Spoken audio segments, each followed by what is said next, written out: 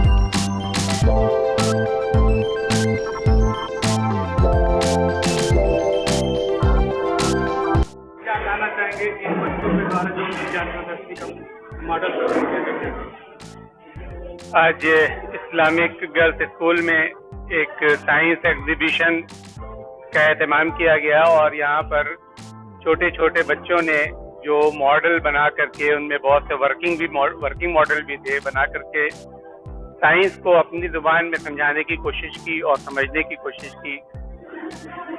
इनका ये प्रोग्राम बहुत अच्छा रहा है। बच्चों ने बहुत अच्छे से एक्सप्लेन किया। इसमें कुछ मॉडल्स, जैसे एक एसिड रेन से रिलेटेड था जो इन्वायरमेंट के हिसाब से बहुत इम्पोर्टेंट है।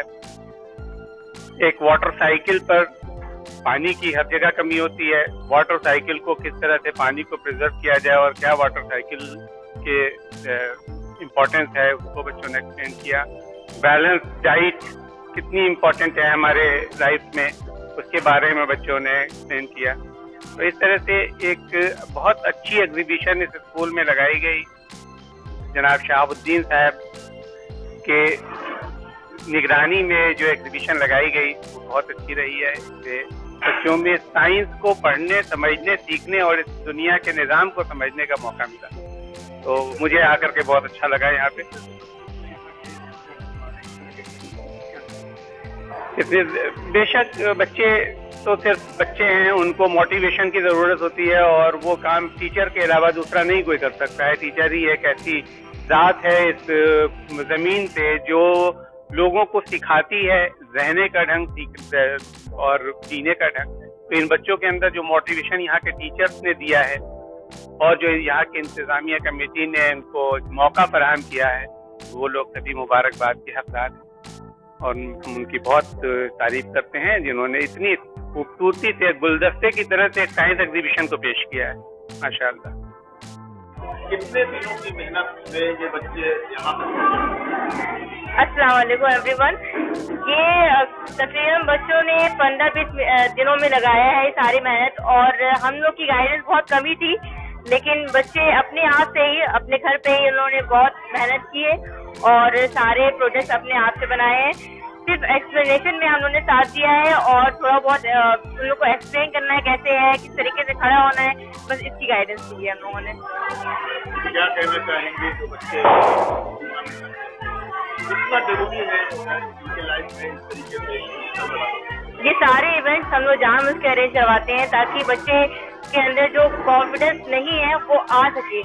और बहुत सारे ऐसे बच्चे होते हैं जिनमें बहुत टैलेंट होता है, लेकिन फिर भी उनको रिकग्नाइजेशन नहीं मिल पाती है, जिसकी वजह से वो नहीं कर पाते हैं, अपने आप को कॉन्फिडेंट नहीं बना पाते हैं। तो इसीलिए हम लोग की ये कोशिश है, छोटे छोटे इवेंट्स हम लोग टाइम टू टाइम करते रहते हैं ताकि बच्चों में एक अच्छे से कॉन्फिडेंस आ सके।